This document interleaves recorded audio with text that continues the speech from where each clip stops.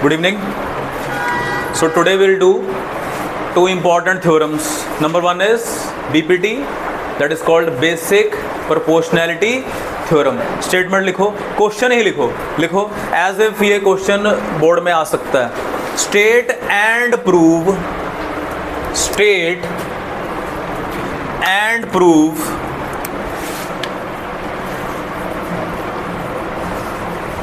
basic proportionality theorem. Basic proportionality theorem, in short it is called BPT, और इसका दूसरा नाम है, it is named after the mathematician Thales theorem. So don't get confused. अगर वो लिख दे state and prove Thales theorem is one of the same thing. Basic proportionality theorem, BPT, shortcut का जमाना, व्हाट्सएप का जमाना, आपको पता ही है. तो हम ये करने वाले हैं, बीपीटी को हमने प्रूव करना है. कहता स्टेट करो पहले और फिर प्रूव करो. बोर्ड में कैसे क्वेश्चन आते हैं, बोर्ड में क्या होगा, जो मेरी गेसिंग कहती है, इतना एक्सपीरियंस क्या है कि 4 नंबर का 5 नंबर का भी क्वेश्चन आ सकता है. होगा क्या, एक थ्योरम होगी और उसके साथ एक अटैच क्वेश्चन होगा कि using the above result prove the following. तो इसलिए ये हम समझते हैं कि बीपीटी है क्या. डायग्राम से रट्टा नहीं लगाना है, हेड रट्टा आपको पता है. तो डायग्राम से समझते हैं पहले कि स्टेटमेंट है क्या. क्योंकि ट्रायंगल्स की बात हो रही है, तो हमारे पास एक ट्रायंगल है.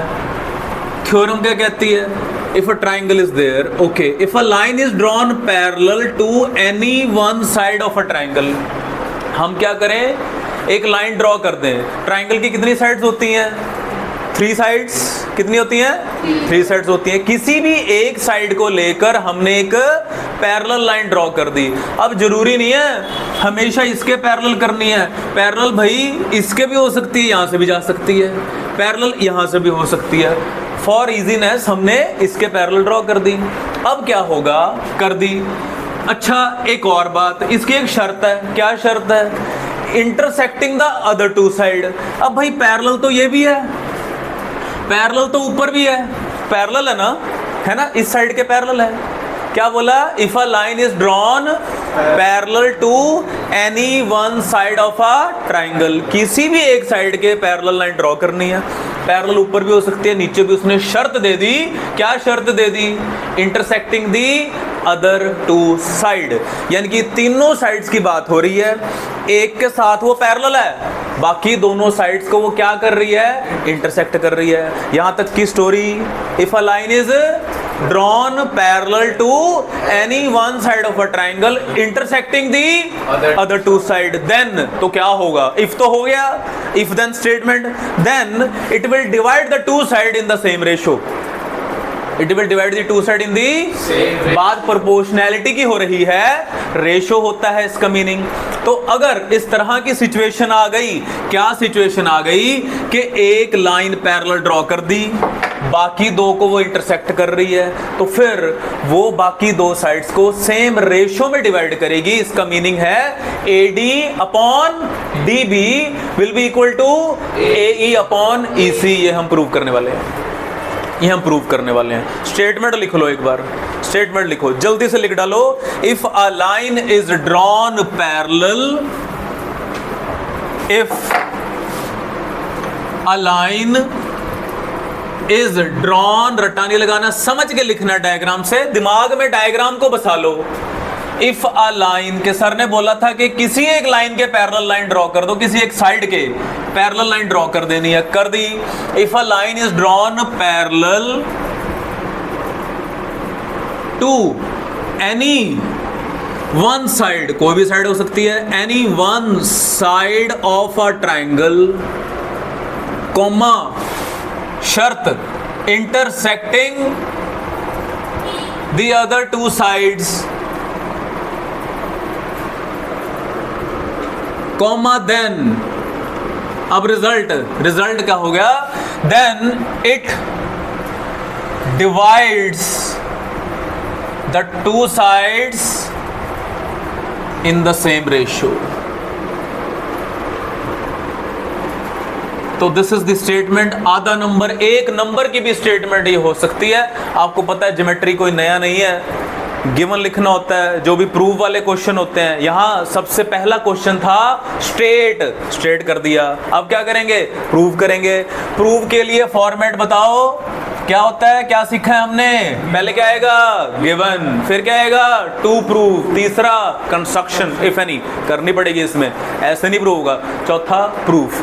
ये चारों चीजें जो भी प्रूव दैट के क्वेश्चन आएंगे, हमने क्या करना है? ये चारों चीजें लिखनी है। गिवन कहां से लिखना है? क्वेश्चन से। टू प्रूव कहां से लिखना है? क्वेश्चन से। थोड़ा बहुत इधर उधर, कई बार कोई परपेंडिकुलर ड्रॉप करना पड़ गया, कई बार कोई लाइन ज्वाइन करनी पड़ गई, क्या कहते हैं उसे? कंस्ट्रक्शन, फिर प्रूफ होगा। ठीक है बेटा? तो अब एक बात याद रखनी है, सिर्फ एक बात, वो भी रट्टा नहीं है। क्या बात याद रखनी है? कि ये थ्योरम एरिया ऑफ ट्राइंगल के बेसिक फॉर्मूला से प्रूव होती है। एरिया ऑफ ट्राइंगल के बेसिक फॉर्मूला सबको पता है, half into base into height. ये मैं उसका जवाब दे रहा हूं कि सर आपने ये कंस्ट्रक्शन क्यों करी? क्योंकि ये एरिया से प्रूव होती है। एरिया के लिए हमें क्या चाहिए? Half into base into height. Base तो किसी को भी बना लो, क्या चाहिए? हाइट। हमारे पास नहीं है, तो इसलिए हमें क्या करना पड़ेगा? परपेंडिकुलर ड्रॉप करने पड़ेंगे, हाइट ड्रॉप करनी पड़ेगी। ठीक है? गिवन में क्या लिखे? आ ट्राइंगल ए बी सी। बच्चे पहले उसके पार्ट्स लिखते हैं, पहले आप ट्राइंगल लिखेंगे। आ ट्राइंगल ए बी सी, आगे क्या लिखे? In which D E parallel to B C. ये गिवन है, सिंपल। एक ट्राइंगल हमें दे रखा है जिसका नाम ए बी सी है, डी जो है वो बी सी के पैरेलल है।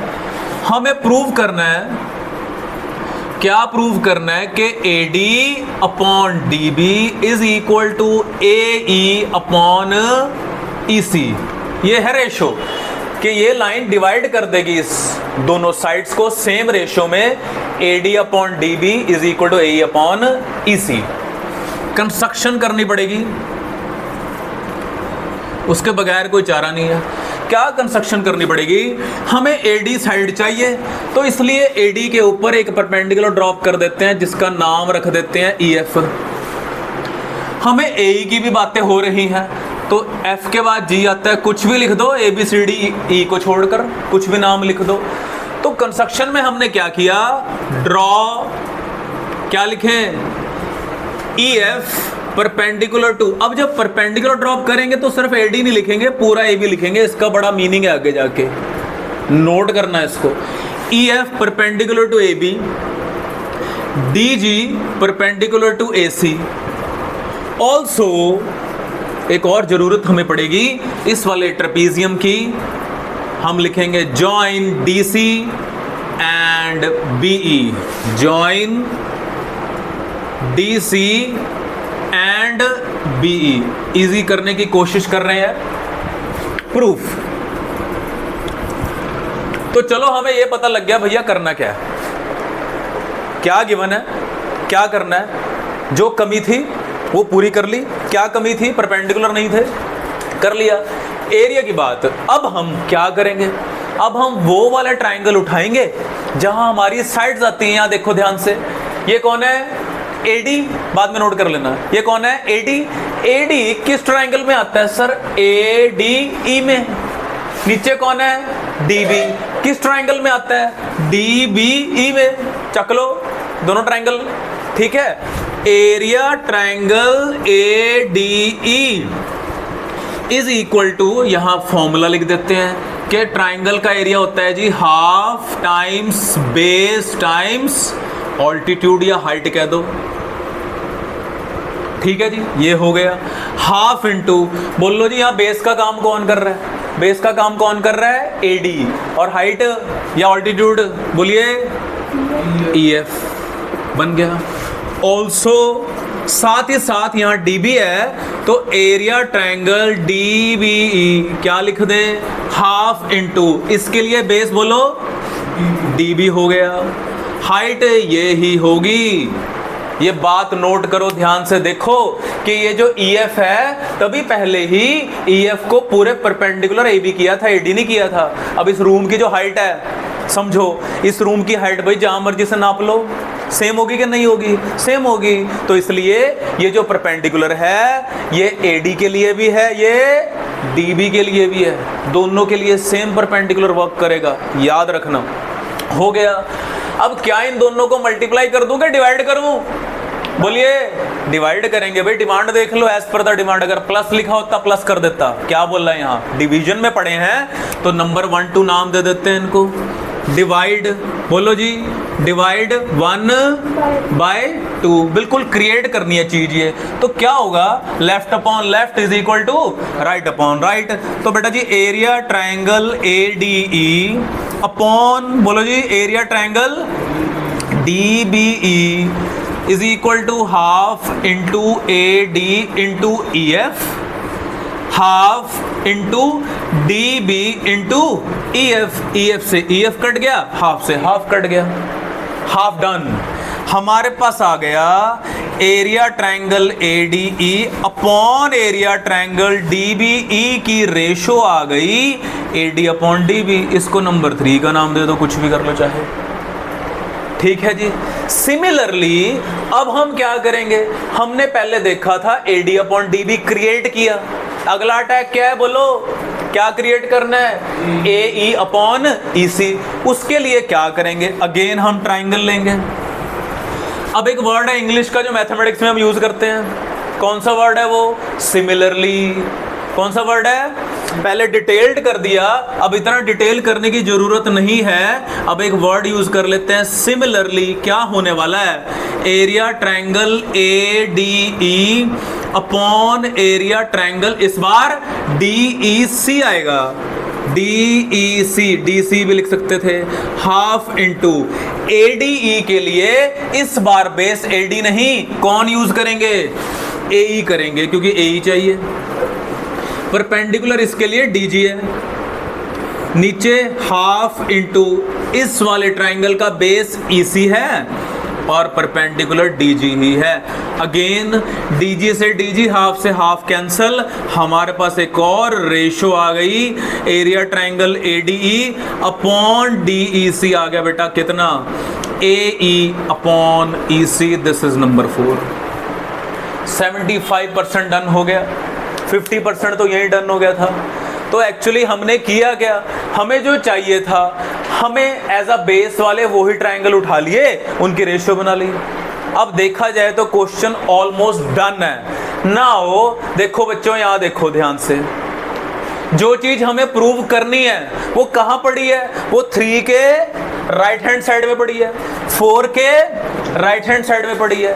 अब ये 3 का राइट 4 के राइट से कब इक्वल होगा? जब दोनों लेफ्ट इक्वल होंगे। सीधी सी बात है ना, यही हुआ ना। हमें बेटा क्या करना है? अगेन पैनी नजर रखनी है प्रूफ पर। क्या लिखा है? बोलो, AD upon DB is equal to AE upon EC। आ चुका है, ये पढ़ा सर, लेकिन ये 3rd की राइट में है। ये पढ़ा सर, ये 4th की राइट में। अगर इन दोनों को मिलाना है तो दोनों की लेफ्ट को लेफ्ट से इक्वल करना पड़ेगा। अब ध्यान से देखो, देखो यहां ध्यान से देखो। 3rd की लेफ्ट का न्यूमरेटर कौन है? Area triangle AD। 4th की लेफ्ट हैंड साइड का न्यूमरेटर कौन है? कौन है? AD। सेम है सर, न्यूमरेटर भी सेम है। अब नीचे देखते हैं, यहां पड़ा है DBE, यहां क्या पड़ा है? अगर किसी तरीके से ये दोनों इक्वल हो गए ना सर, गेम ओवर है, गेम ओवर है। अब ध्यान से देखते हैं। अब ये जो चैप्टर आपको डिलीट करवा दिया था CBSE ने, चैप्टर नंबर 9 था, उसका नाम था area of parallelograms and triangles. ये डिलीट करवा दिया था। अब वो प्रॉपर्टी यूज होनी है। पूछो CBSE से कि क्यों कराया था भाई। अब वो प्रॉपर्टी क्या है? वो प्रॉपर्टी ये कहती है, बता देते हैं क्या? Triangles on the same base and between same parallel lines have equal area. कि अगर 2 ट्राइंगल हैं, उन दोनों का बेस सेम है और दोनों के दोनों सेम पैरेलल लाइन के बीच में लाई करते हैं, तो उन दोनों ट्राइंगल का एरिया सेम होगा। Triangle on the same base, दोनों के दोनों। यहां अगर बात करें, एक एग्जांपल दे रहा हूं, ABC PBC, दोनों के दोनों का बेस कौन है? बोलो, BC है। दोनों के दोनों सेम पैरेलल लाइन के बीच में, तो ये लॉ है, कानून है ये, कि उन दोनों ट्राइंगल का एरिया सेम होता है। सेम यहां हो रहा है, देखो ध्यान से। यहां भी तो DBE और DEC दोनों सेम बेस पर हैं। BC, और दोनों सेम पैरेलल लाइन है। देखो पैरेलल गिवन था ना, ये यूज होगा ही होगा, गारंटेड है। अगर आपने गिवन चीज के बगैर कोई चीज कर दी प्रूव तो there are chances of error. तो इसलिए अब हम लिखेंगे since triangle DBE and triangle DEC are lying on the same base BC and between same parallel lines, therefore area triangle DBE is equal to area triangle DEC. Thus इसको नाम दे दो number 5, from 3, 4 and 5 AD upon DB is equal to AE upon EC. Hence proved. हमने BPT prove कर दी। Hence proved कि इन दोनों triangle का area equal होगा, दोनों सेम बेस के ऊपर बैठे हैं और दोनों सेम पैरेलल लाइन के बीच में सफर कर रहे हैं, तो इसलिए दोनों का एरिया इक्वल होगा। दोनों का एरिया इक्वल होने से थर्ड और फोर्थ के डिनोमिनेटर इक्वल हो गए। जब एज इट इज सारा कुछ इक्वल हो गया तो right hand side is equal to right hand side. यही तो प्रूव करना था, यही प्रूव करना था। अब ये कानून बन गया है, जो चीज प्रूव हो जाती है वो एक लॉ बन जाती है, खासकर मैथमेटिक्स में। अब कहीं भी ध्यान से सुनो, हमें कहीं ट्राइंगल मिल गया और दे दिया कि लाइन पैरेलल है, तो क्या यूज कर लोगे? BPT यूज करोगे, रेशो यूज कर लेना, रेशो यूज कर लेना। और इसका सिर्फ यही रिजल्ट नहीं है, और भी रिजल्ट लिखो इसके। जरूरी नहीं है कि AD अपॉन DB ही इक्वल होगा, एज पर द नीड। देखो ध्यान से, AD अपॉन AB, छोटी साइड अपॉन बड़ी साइड, तो उधर भी छोटी बड़ी कर लो। बोलो AD upon AB, AE upon AC। Also AD upon AE is equal to DE upon BC, ये भी होगा। याद रखना, AD अपॉन AE अगर दे दिया is equal to DE upon BC होगा। अच्छा, बड़ी साइड अपॉन छोटी, बड़ी AB छोटी AD, तो AB upon AD is equal to AC upon AB होगा। ध्यान से समझ लेना, ये मत सोचना कि सर यहाँ तो वो लिखा ही नहीं है BPT वाली। हर चीज के लिए होगा, हर चीज के लिए प्रूव होगा। ठीक है जी, करो जी, नोट करो इसको अच्छे से।